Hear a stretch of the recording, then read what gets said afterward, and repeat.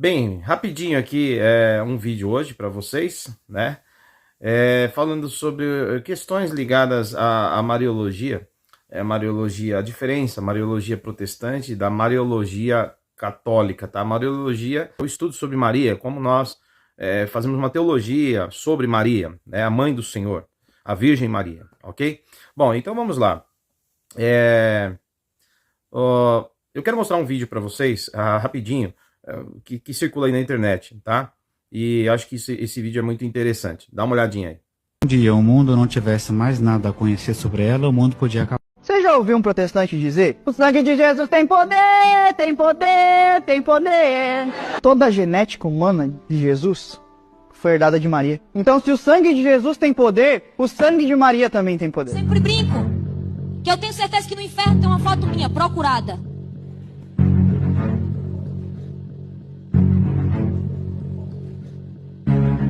Tainá, você não tem medo de dizer isso, não? Que eu não tenho medo de alguém que já foi derrotado e ainda pela Virgem Maria. Nossa Senhora pisou na cabeça da serpente. Nossa Senhora pisou na cabeça da serpente. Pisa na cabeça da serpente e desce junto a Jesus.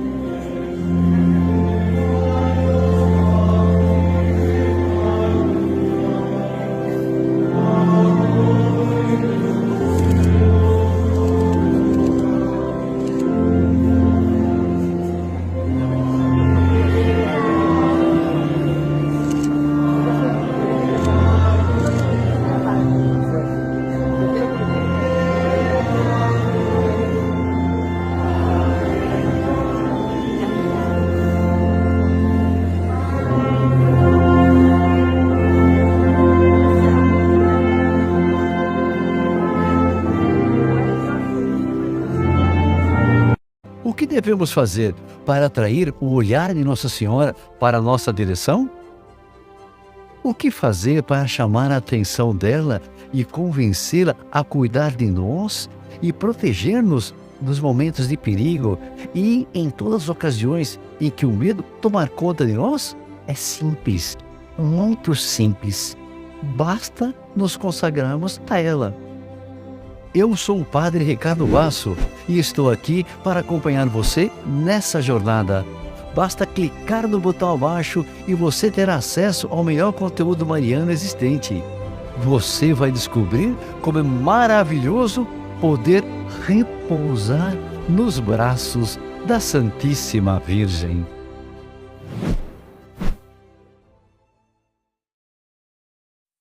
Bom, eu peguei esses trechos, né, de vídeos que são de canais de internet, né, que circulam aí na internet, e eu compartilhei para vocês darem uma olhada, né? Quando o pessoal católico, né, os católicos, eles buscam fazer uma distinção entre latria e dulia, né? Dulia, eles dizem que é veneração aos santos, é honra aos santos, prestigiar os santos a fim de honrá-los a esse nível, né? A um nível maior, um nível extremo. Já a latria seria adoração, né? E aí é pecado. Então, segundo os católicos, não há nenhum pecado nesse tipo de veneração que você viu aí diante das imagens, ou da imagem de Maria, ou até mesmo nas falas, né, daquela moça, né, que ela traz uma teologia totalmente fora da Bíblia, fora das Escrituras, tá? Dizendo que Maria pisou na cabeça da serpente. Bom, então, desde a devoção aos santos no geral, principalmente a devoção a Maria, Mãe do Senhor, o uso exagerado de imagens, né? Para culto, principalmente, para fins de culto, né? Como romarias, em procissões, levando as imagens, né? As imagens ali tendo em dias solenes, né, um destaque, representando um santo da igreja, enfim, dependendo do dia, né, cada dia tem um santo, né, tem no calendário católico tem os santos têm os seus dias, né, específicos, onde é em memória do santo ou da santa, são feitas ali procissões, cultos em homenagens, né? Enfim. Bom, pessoal, mas o protestante não tem nada disso, nada disso. E esses vídeos que nós vimos aí são algumas coisas, por aí tem muito mais. Nós entendemos isso como uma espécie de beira ali a idolatria, né? Ali do ladinho da idolatria, né? E se é que eu não posso dizer que isso é uma idolatria, né? E outra coisa, na teologia mariana católica, muitos exageram, né? E dar a Maria, né? Eles dão a Maria poderes, autoridade que ela não tem, nunca teve. Por exemplo, na tradição da Igreja Católica, você vai falar sobre, você vai ver muito, né? Falar sobre a Assunção de Maria, né? Quando ela é levada aos céus, o Senhor Jesus volta. Depois que Jesus sobe aos céus, Jesus teria voltado para buscar sua mãe e levar sua mãe com ele, levar Maria com ele. Isso está na tradição católica. Mas veja, nos escritos bíblicos, e aí eu falo aqui do Novo Testamento, porque nós estamos falando do contexto de Jesus, né, dos seus apóstolos, e eu estou com a Bíblia na mão, a Bíblia da Paulus, que é uma editora católica, né? Mesmo na Bíblia da Paulus, né, não tem, e em outras também, pode ser da Ave Maria, qualquer uma que você pegar, porque o Novo Testamento é um só, né? E se você pegar tanto o protestante como a Bíblia católica ou a Bíblia protestante, que é a mesma coisa, o Novo Testamento é idêntico, você não vai encontrar nenhuma passagem falando, né, que Jesus voltou para levar Maria. Veja, se isso fosse realmente, tivesse realmente acontecido, vocês não acham que seria um evento muito importante para os autores bíblicos não tocar nesse assunto?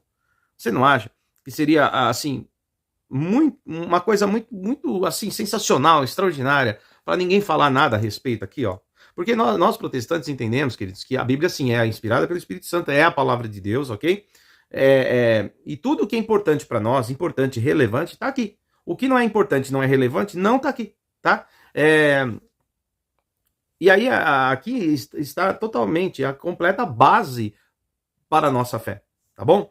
E qualquer coisa que seja produzida no âmbito cristão, né? Ou qualquer teologia desenvolvida, tem que ser desenvolvida a partir das Escrituras, com base nas Escrituras, tá?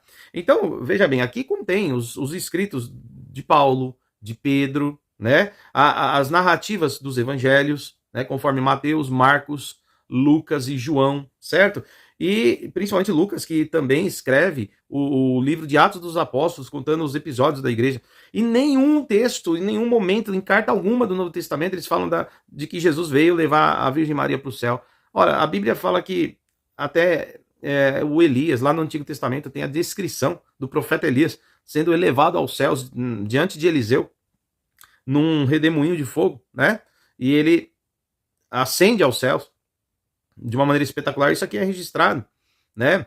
Então, a gente vai ver que outras coisas extraordinárias que aconteceram, quando realmente um relato fidedigno, está aqui no texto canônico, porque a Bíblia não deixaria de falar de algo tão sensacional. Imagina, Jesus veio, levou a mãe dele para o céu e ninguém comentou, ninguém falou nada. Aí depois, um século depois, 2 séculos depois, 3 séculos depois, começam a falar aí de que Maria foi levada aos céus, né? E dizendo que essa é a tradição e tal. E os escritos bíblicos do século I, né? Eles se calam sobre isso. Queridos, isso está mais para ficção do que para a realidade. Então, por isso que o protestante ele tem o solo escritura, né? A Bíblia como base para toda a sua teologia e fé, ok?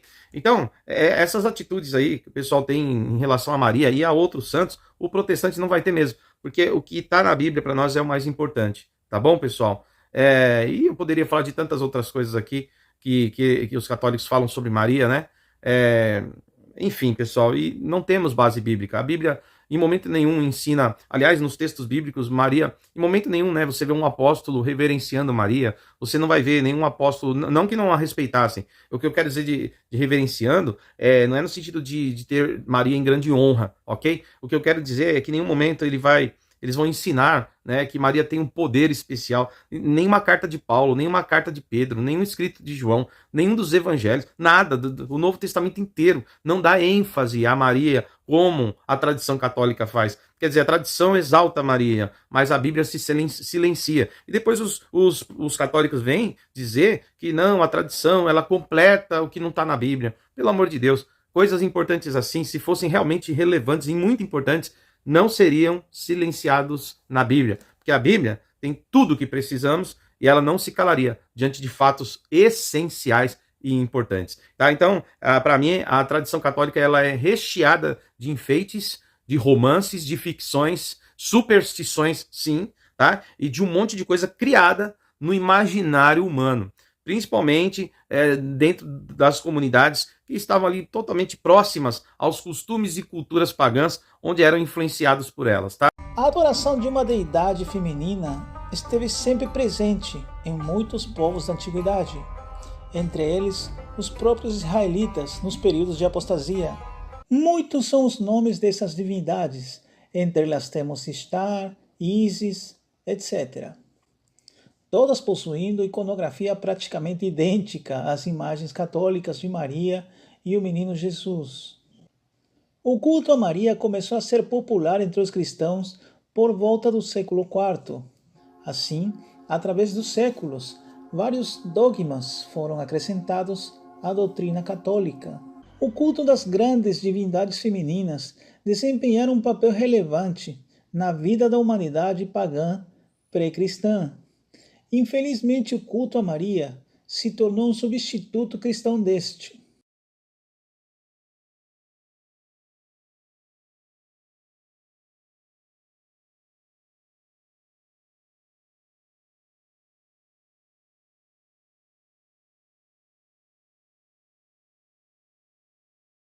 Agora eu quero falar para você, querido, centrar sua fé em Jesus Cristo. Ele é o único Senhor, Salvador, foque nele. Você só precisa de Cristo, é isso que os protestantes pregam, tá? Por mais que a gente ame os irmãos, por mais que nós sabemos da importância, né, que tiveram os santos aqui na terra, inclusive a mãe do nosso Senhor, a Virgem Maria, ok? E nós amamos demais os nossos irmãos que estão na glória agora, a Virgem Maria, todos os apóstolos e discípulos, e a igreja, todos os salvos, há 2000 anos atrás estão na glória, tá? Mas eu quero te mostrar uma coisa. Maria, quando o anjo aparece para ela em Lucas capítulo 1, eu estou aqui com a Bíblia Católica, Paulus, quando o anjo aparece para ela dizendo que ela ia ficar grávida, o Espírito Santo iria envolvê-la, e ela daria luz ao Salvador do mundo, tá no capítulo 1 de Lucas, aqui ó, no versículo 38 ela diz assim: então Maria disse, eis a serva do Senhor, faça-se em mim conforme você disse.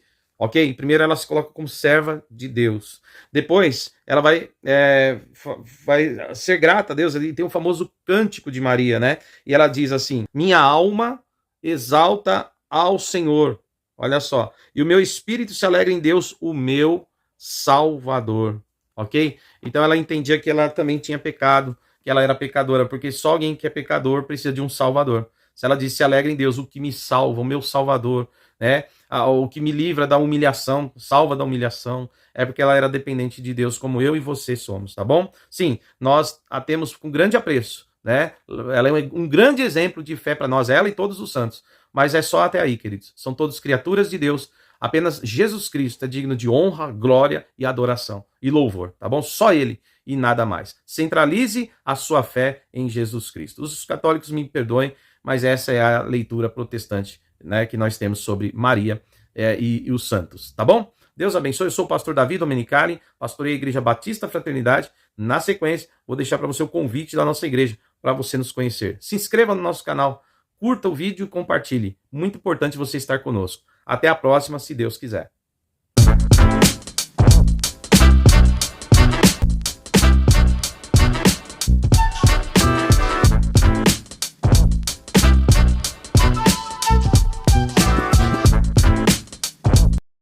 Olá pessoal, você que é aqui do canal Degustação Teológica, está inscrito, quero te agradecer de estar inscrito, né, e estar conosco, e eu quero te fazer um convite muito especial, que é o convite de primeiro nos visitar a nossa igreja, Igreja Batista Fraternidade ali em Caieiras. Caso você não esteja congregando, caso você esteja paradão, né, venha congregar conosco.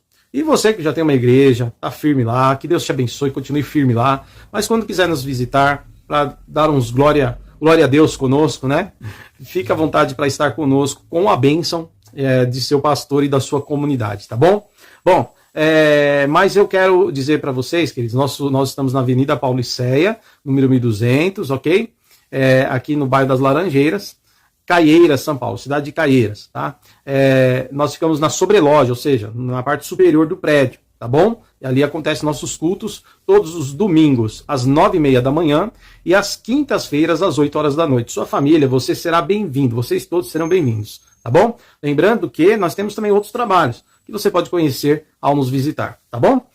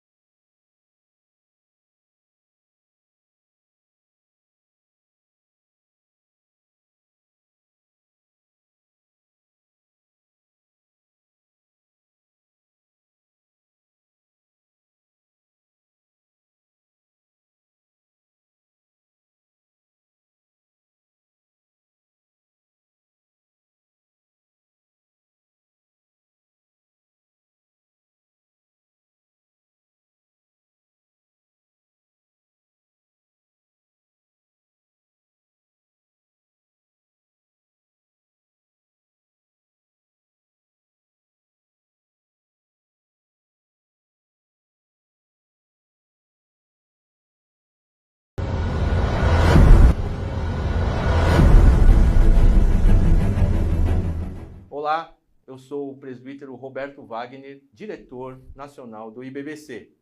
O IBBC é o Instituto Bíblico O Brasil para Cristo, órgão oficial de teologia das igrejas do Brasil para Cristo.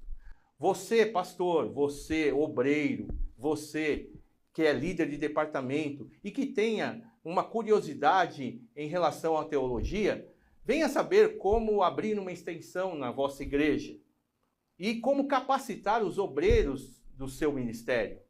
Essa é uma grande oportunidade. Você também pode entrar em contato conosco pelos nossos canais de contato. O nosso curso tem uma gama muito preciosa que abordam teologia sistemática, teologia pastoral, defesa da fé, missões e também uma grande parte de história da igreja. Lá você vai poder obter informações de como abrir o curso na sua igreja. Espero vocês, hein?